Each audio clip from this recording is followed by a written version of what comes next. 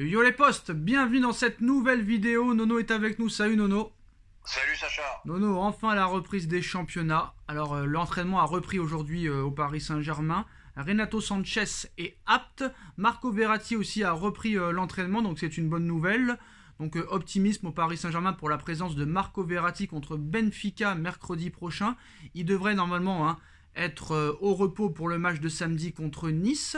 Alors, pas de Léo Messi, pas d'Mbappé, pas de Marco Verratti à la séance collective aujourd'hui. Est-ce qu'il faut mettre sur le banc ou ne pas le mettre dans le groupe Léo Messi, Mbappé, Marco Verratti pour le match de Benfica, sachant quand même, Nono, qu'il faut préciser que tu dois absolument gagner samedi contre Nice, vu que tu n'as seulement que 2 ou 3 points d'avance. Alors Mbappé, lui, est très incertain. Il a travaillé en salle de manière individuelle ce jeudi à 2 jours du PSG Nice. Lui et Léo Messi sont de retour avec le groupe ce vendredi, seront de retour avec le groupe ce vendredi après avoir manqué la séance du jour. Mais bon, si tu comptes la séance de demain, il n'y aura qu'un entraînement. Est-ce que Messi et Mbappé doivent être sur le banc et se reposer avant ce match contre Benfica? Ah ben moi Sacha, je les protégerai pour le match contre Benfica et c'est l'occasion de voir à l'œuvre nos nouvelles recrues. Voilà, de faire un peu tourner. Je pense qu'on a l'effectif nécessaire pour battre Nice sans Messi et sans Mbappé.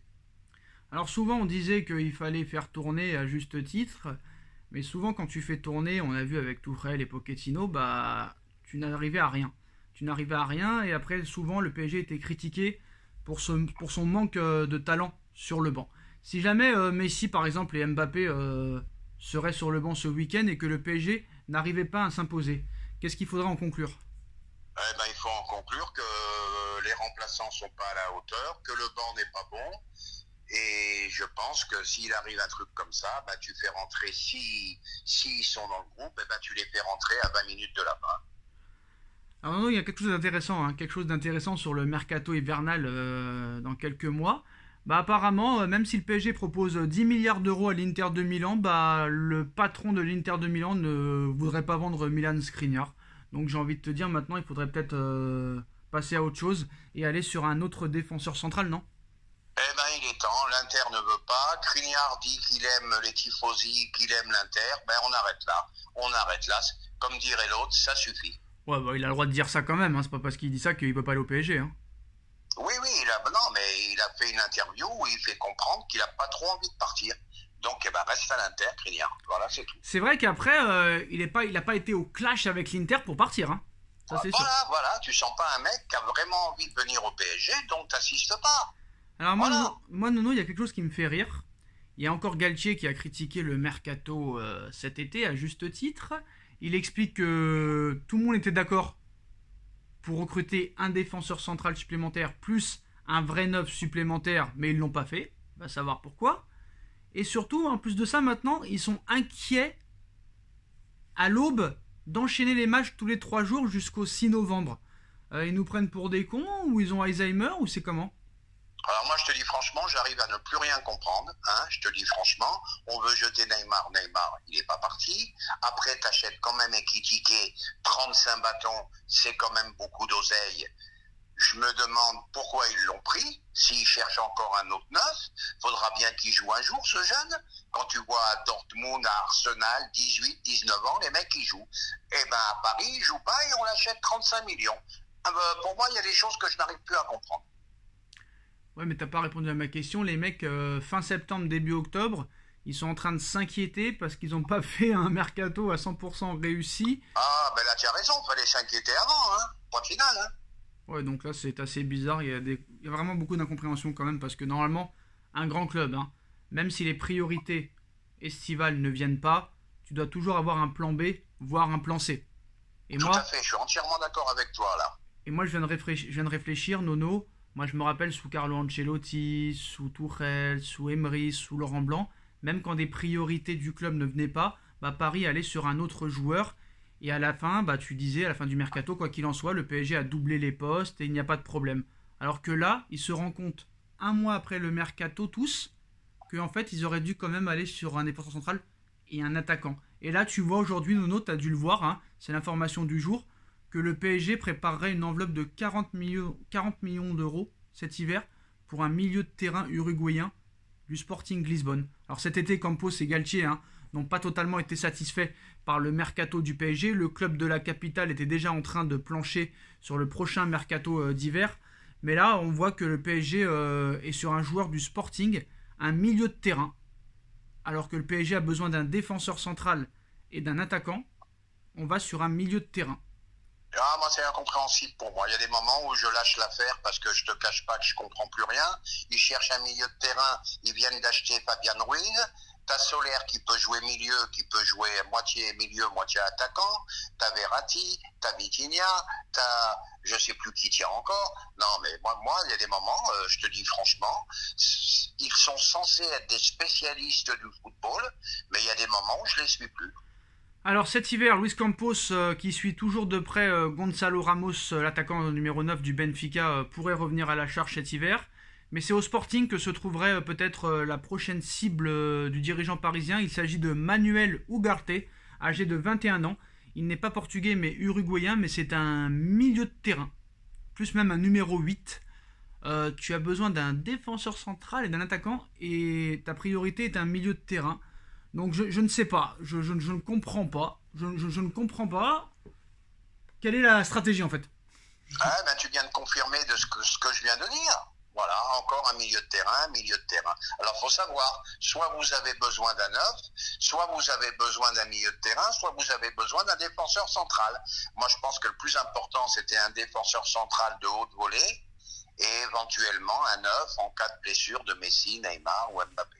Alors Nono, je voulais parler un petit peu de la réaction de Galtier aujourd'hui en conférence de presse par rapport aux propos de Mbappé après le match contre l'Autriche. Alors j'ai bien aimé la réponse de Galtier, très objectif. Alors Mbappé disait: je joue différemment, on me demande d'autres choses ici par rapport à mon club, j'ai beaucoup plus de liberté en équipe de France.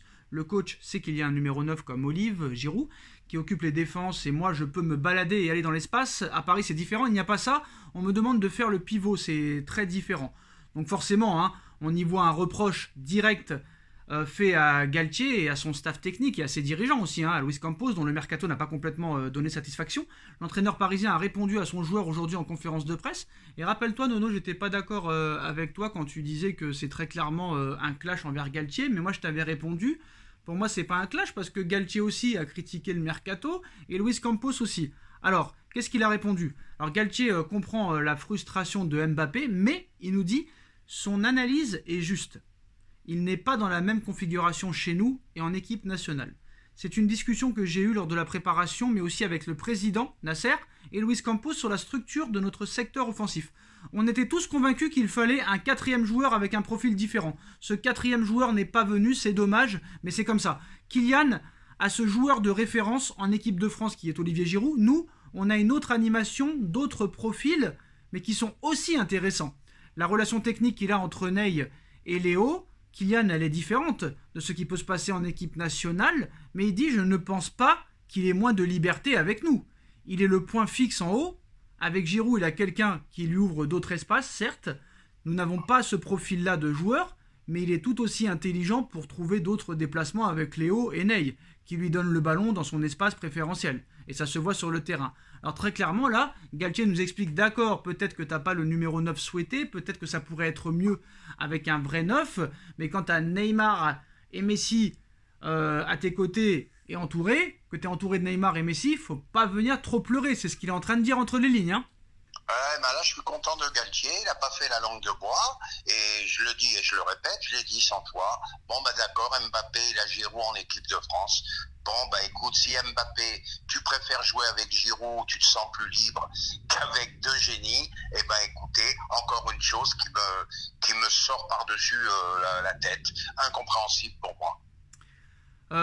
Vite fait, Nasser Al-Khelaifi qui clash encore le FC Barcelone, Nono, alors que Nasser ne répondait jamais à personne, que ce soit à Aulas, que ce soit à Pérez, que ce soit à Bartomeu à l'époque, ou Laporta, ou même Tebas, il ne répondait jamais. Et là, j'ai remarqué, depuis maintenant le début de saison, ça clash, il ne se laisse plus faire.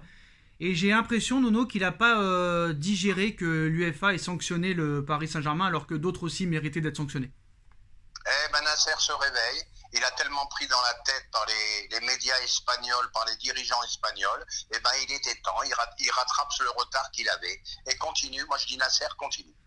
Alors malheureusement, il y a encore un nouveau scandale. Le journal Libération publie ce jeudi une longue enquête qui concerne le président du Paris Saint-Germain. Donc c'est une drôle d'histoire que révèle le quotidien Libération dans son édition du jour. Elle concerne notamment Nasser au cœur de l'affaire, avec un certain Tayeb Bi, je ne connais pas, un homme d'affaires franco-algérien particulièrement connu dans les médias de droite. Peu à peu, il s'était rapproché du président parisien au point de s'en aller vivre au Qatar avec sa famille. Seulement le 13 janvier 2020, tout bascule, l'homme est arrêté et emprisonné pendant plusieurs mois et pour cause, il aurait eu en sa possession des documents compromettants sur Nasser. C'est en novembre de cette même année qu'il est libéré après avoir remis tout ce qu'il avait au sujet de Nasser aux autorités locales. Les documents en question étaient plutôt compromettants puisqu'ils confirmaient des éléments de corruption dans l'attribution du Mondial 2022. Alors ce seraient des documents compromettants, pas forcément surprenants, puisque des enquêtes et des affaires en justice existent déjà sur ce sujet depuis quelques années maintenant. En revanche, d'autres documents en possession de ce Tayeb prouveraient des faits de travail dissimulés dans l'entourage du patron parisien. Puis d'autres documents concerneraient la vie privée de Nasser Al-Khelaifi à Paris. Son arrestation de janvier 2020 est présentée comme plutôt musclée par Libération, puisque 15 agents des forces de sécurité qataris s'étaient présentés chez lui sur l'ordre de l'émir selon ces derniers. Il aurait ensuite été détenu pendant des mois dans des conditions déplorables, on parle de ce Tayeb là, avec des pratiques s'apparentant clairement à de la torture, et il aurait été bien violenté. Des négociations ont eu lieu dans le même temps à Paris entre les avocats des deux parties pour que l'homme puisse être libéré, étant notamment contraint de signer une clause de confidentialité qui le forcerait à payer 5 millions d'euros en cas d'ébruitement de l'affaire. Donc voilà, ils accusent tout ça sur Nasser et au Qatar aussi. Dans l'entourage de Nasser, on se défendrait en évoquant des tentatives de chantage de la part de ce Tayeb là à plusieurs officiels qataris, une affaire qui risque, Nono, de continuer de faire parler pendant un moment, donc ça ne s'arrête jamais. Chantage, service et clé USB, Nasser Al-Khelaifi, le patron du PSG, encore au cœur d'un scandale, Nono, ça ne s'arrête jamais au Paris Saint-Germain. Ouais, on a toujours besoin d'un scandale, nous c'est incroyable. Bon, d'après ce que j'ai lu, Nasser n'est pas trop inquiet, ça serait un maître chanteur. Bon, ben on verra la suite, et là je te dis franchement, là ça dépasse mes compétences, je connais pas trop l'affaire et je veux pas porter de jugement. Mais une chose est certaine, plus ça ira, plus il y aura des affaires comme ça. Il y a tellement un enjeu colossal, il y a tellement d'argent en jeu de partout que ça devient vraiment... j'ai très peur pour le football. On est plus dans les faits divers que de parler foot. C'est terrible. Alors le Barça qui continue à avoir l'envie de faire revenir Messi au FC Barcelone. Et ce qui me fait rire dans cet article, Nono, c'est le vice-président du Barça qui t'explique: on veut que Messi revienne, mais on n'aura pas l'argent pour le payer. C'est encore une bonne nouvelle, ça, voilà. On n'a pas d'argent, mais on veut Messi. Voilà. Moi, je le dis, et je m'excuse auprès des abonnés qui nous écoutent, je répète encore la même chose. Ils l'ont jeté comme une merde. Ils ont jeté le plus grand joueur de l'histoire, l'idole de Barcelone, comme une merde. Il ne retournera jamais là-bas. Tant que Laporta sera là, bien sûr. Et ben voilà les postos, c'est la fin de cette vidéo. Dites-nous en commentaire de ce que vous pensez de toutes ces informations. On like à tout va, on partage, on commente, on s'abonne et on se retrouve très vite pour une nouvelle vidéo les postos. Merci Nono, merci à tous. Tchuss. Merci Sacha.